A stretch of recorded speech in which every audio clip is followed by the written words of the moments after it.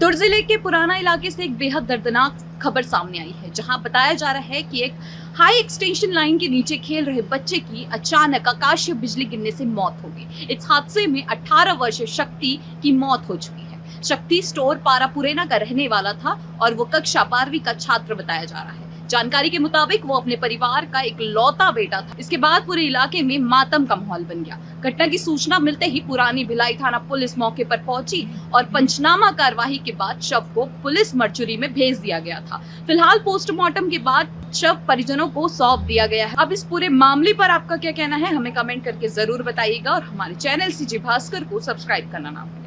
भैया आपका नाम क्या है? मेरा नाम पार्थ महानंद है। हाँ, क्या घटना हुआ था बता दीजिए। वहाँ बच्चे लोग क्रिकेट खेलने के लिए गए हुए थे और अचानक का मौसम बदला और पानी वगैरह हल्का गिरा वहाँ पे।